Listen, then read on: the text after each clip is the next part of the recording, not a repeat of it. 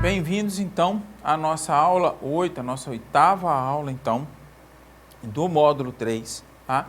E aqui nós vamos estar dando continuidade ao estudo da lei do depoimento sem dano, né? Ou da escuta sem danos, que a gente já começou nas duas últimas aulas, né? Onde a gente trabalhou mais a parte geral, tá? E a parte legal, então as três últimas aulas, nós trabalhamos a parte geral aí da lei, que deu origem à lei, e trabalhamos então a parte legal,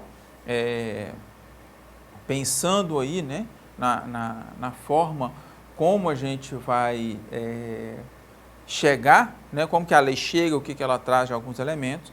E agora a gente vai então dar continuidade aqui, falando desses aspectos legais, né? Nós paramos na aula anterior falando dos aspectos legais. E aí de forma, na parte geral da lei, e agora a gente entra então na parte mais específica, né? Onde a lei traz uma divisão, onde ela divide esse depoimento sem danos, ou essa escuta sem danos, em escuta especializada, tá? E depoimento especial. Vamos começar então pela escuta especializada, porque a gente acabou falando muito do depoimento sem dano, porque como a gente disse na aula anterior, foi a base, né? A ideia inicial foi a preocupação com o depoimento, e só a partir da prática que a gente entendeu a importância da escuta, tá? Entendendo que são momentos diferentes. Então a lei precisou então trazer esses dois elementos para se complementarem, mas já avisamos, né? E reforçamos aqui, uma não exclui a outra, tá? Nós precisamos das duas funcionando, certo? Então não adianta eu tentar usar a escuta especializada para suprir o depoimento eficaz, que é o depoimento especial, porque eu não tenho depoimento especial, usa a escuta especializada, não é para isso a escuta, tá? Da mesma forma, não adianta pensar, não vou criar a escuta especializada porque tem o depoimento especial e uma coisa não trabalha com a outra, ok? Não supre a outra, eu preciso das duas para estar funcionando direitinho. Bom, então vamos lá. O que é a escuta especializada? A própria lei, então, define a escuta especializada como procedimento realizado pelos órgãos da rede de proteção. E ela exemplifica saúde, educação, assistência social, direitos humanos e segurança pública. Por que eu estou falando que exemplifica? Porque esse rol aqui não é taxativo, tá? Não é só feito pela saúde, educação, assistência social, direitos humanos e segurança pública. Não. É pela rede em si.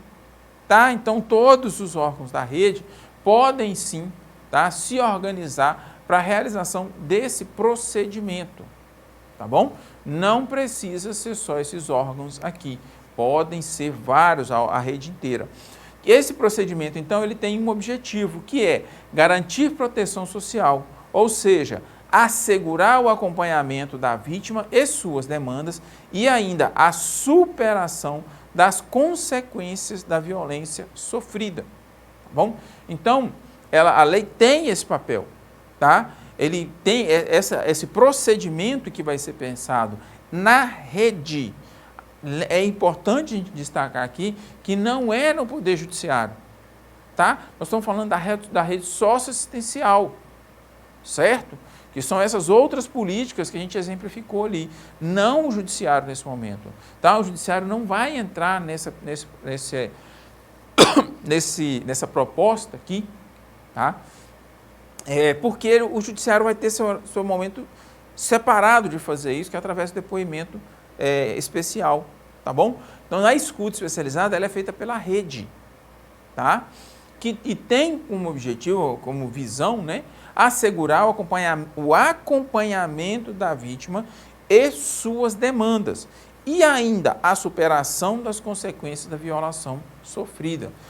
Não tem, gente, já estou adiantando, a escuta especializada não tem o papel de buscar elementos probatórios, tá? Essa busca de elementos probatórios, ela vai ser lá no depoimento especial. Aqui, na escuta especializada, a ideia é trabalhar a superação da violência sofrida, tá?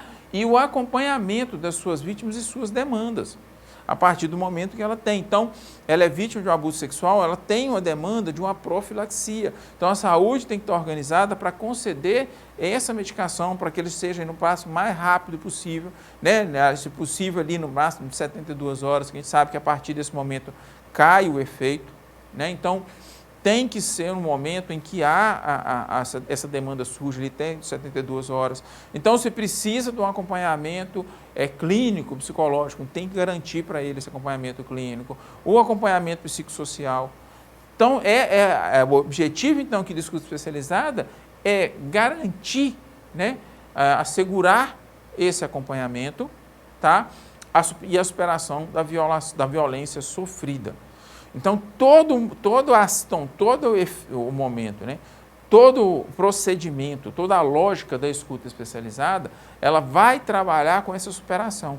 Então, a gente fala que o trabalho com a superação da violência vivida e com a garantia das suas necessidades, ela já começa no momento que a criança ou adolescente entra naquela porta, tá? Que ela surge dentro do sistema, que é informado que ela já tem, que ela sofreu uma violência. Então, a partir daquele momento, quem vai trabalhar com essa escuta vai focar nisso e esquecer a situação probatória, tá? Pode surgir questão probatória na escuta especializada? Pode. E aí a função, aí sim, é intercalar aí com o Poder Judiciário. Mas não é a ideia, o foco principal, tá? O foco principal é assegurar suas demandas e ainda realizar aí o acompanhamento para a superação da violência sofrida. Tá bom? Então, é importante destacar que essa escuta, né, que é de ouvir mesmo, chegar lá e ouvir, ela deve se limitar ao estritamente necessário para o cumprimento da sua finalidade, que é a superação da violência sofrida, tá? E atendimento às suas demandas. Não tem aqui, o técnico não tem aqui que ficar trabalhando curiosidades e nem de buscar elementos que são desnecessários para a superação da violência. A gente sabe muito bem, né, que para muitas vítimas e muitos familiares, a punição do agressor é um elemento essencial para que ela possa superar, ou pelo menos começar a superar a situação da violência vivida. Mas, tá, é uma coisa que precisa, inclusive, ser trabalhada aqui na escuta especializada. De que esse espaço e esse momento aqui não vai se preocupar com a questão da punição. Tá? Não é que não vai se preocupar, mas não vai fazer um trabalho no sentido de colher provas para poder ajudar na punição. Que essa situação de questão de punição, essa pessoa vai ter que trabalhar lá no depoimento especial.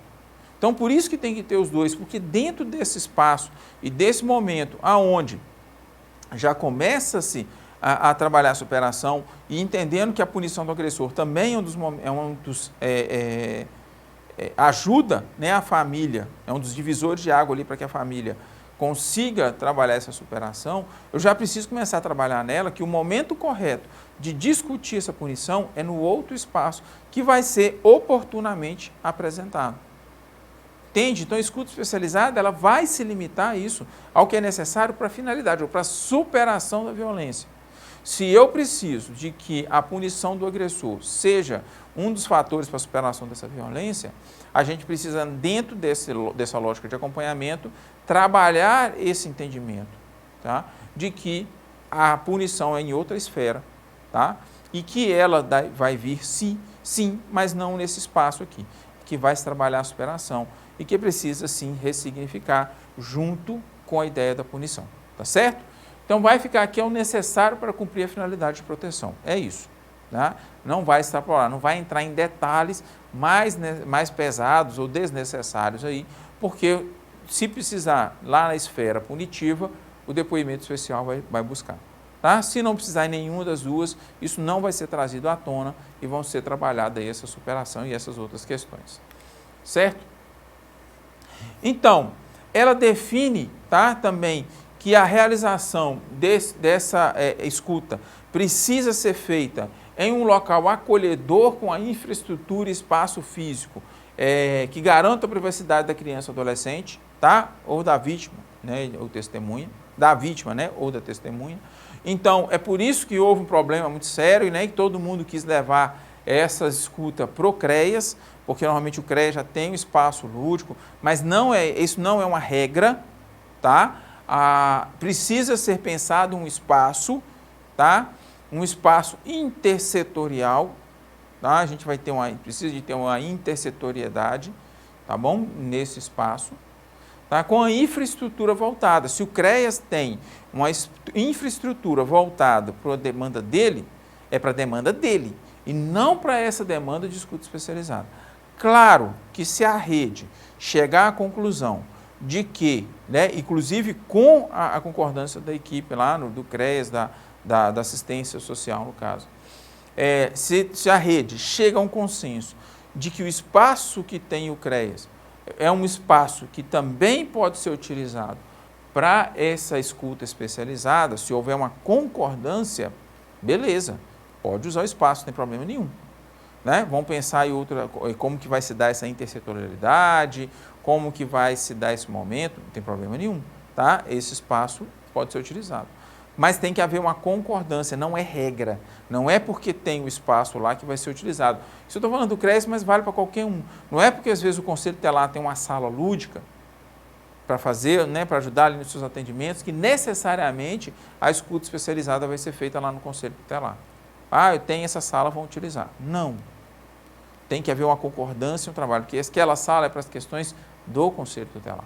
Então, o ideal, gente, é que tenha um espaço novo, um espaço específico, voltado para isso, onde eu consiga garantir, inclusive, uma intersetorialidade, tá? Para que que essa criança chegue, ou esse adolescente possa chegar e ser ouvido, devidamente escutado, certo? Gente, tem que ter, inclusive, infraestrutura. Aqui a gente precisa, eu vou tratar mais isso na oficina, tá? Voltado à escuta especializada, tá bom? Nós vamos focar mais nisso. Mas já é interessante a gente começar a destacar uma coisa. As lógicas são um pouco parecidas, tá? Porque o pessoal começa, mas o Conselho Tutelar tem que ouvir para poder dar os encaminhamentos. Fulano tem que ouvir para poder dar... Gente, quem tem que ouvir são pessoas técnicas. Se o Conselho Tutelar precisa de alguma informação, ele não precisa questionar essa informação direta.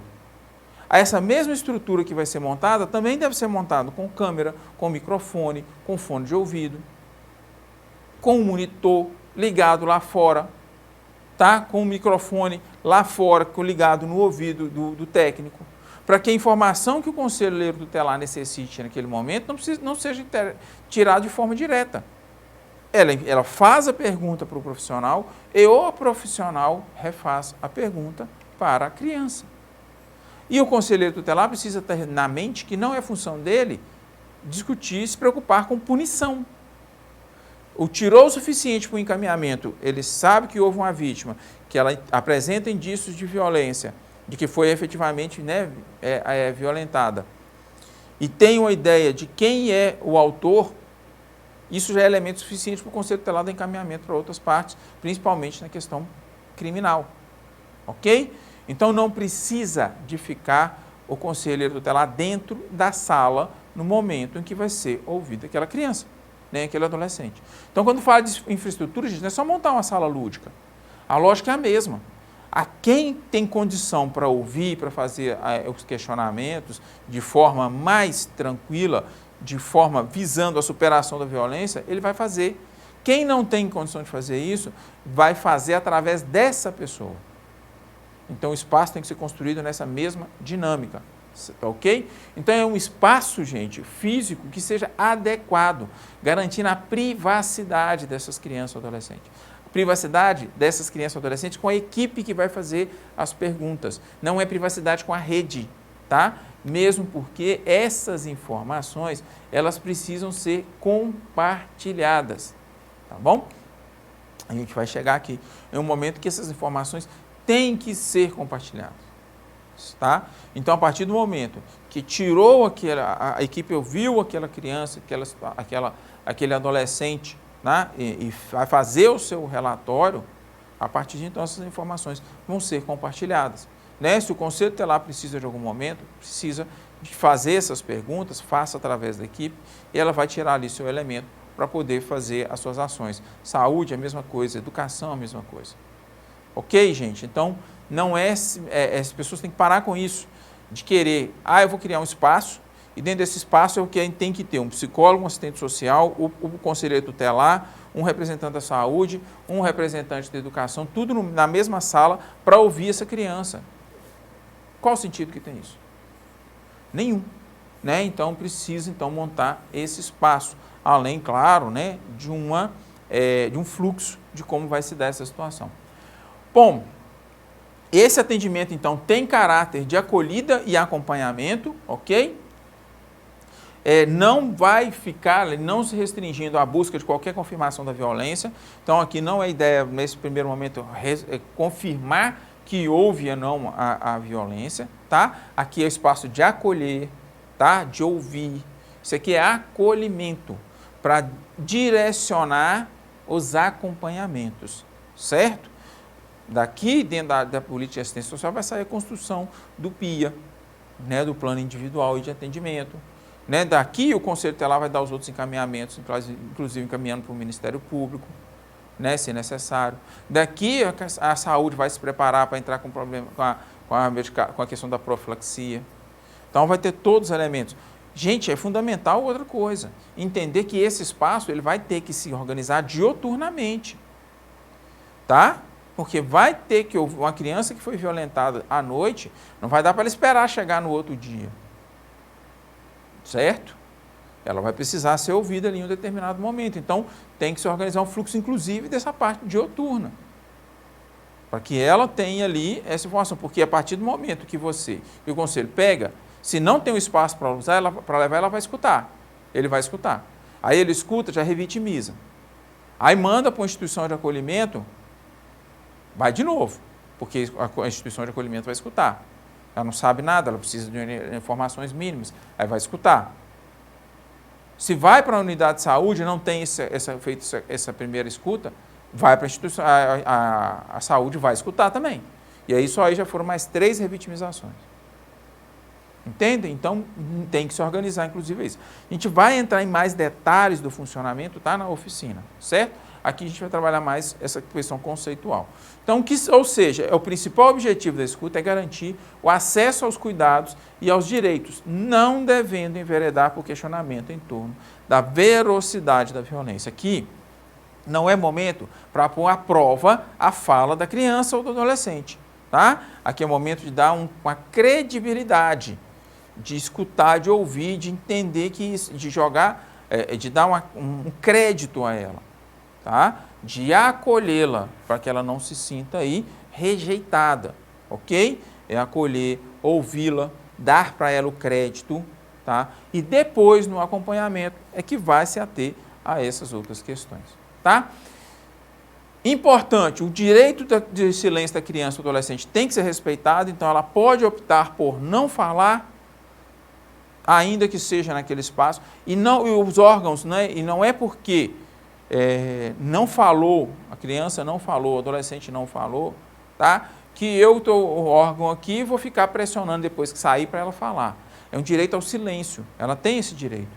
Então, chegou lá para a escuta, para realizar a escuta, a criança ou adolescente não quis falar, e a equipe técnica começou a fazer o trabalho e percebeu que ela não quer falar, é função da equipe falar, não dá para insistir aqui nesse momento, vamos liberar essa criança para fazer algumas coisas necessárias e sem ninguém ouvir, só com os encaminhamentos, em um outro momento faz de novo a escuta dessa criança, se for possível ou viável, se não, já insere em acompanhamento para ir fazer o acompanhamento. Tem que respeitar o direito, e quando a gente fala respeitar é todo mundo, porque não adianta o conselheiro pegar essa criança, levar para fazer para a saúde, para a profilaxia, e ela não falou nada aqui, ficar dentro do carro pressionando essa criança para trazer os fatos.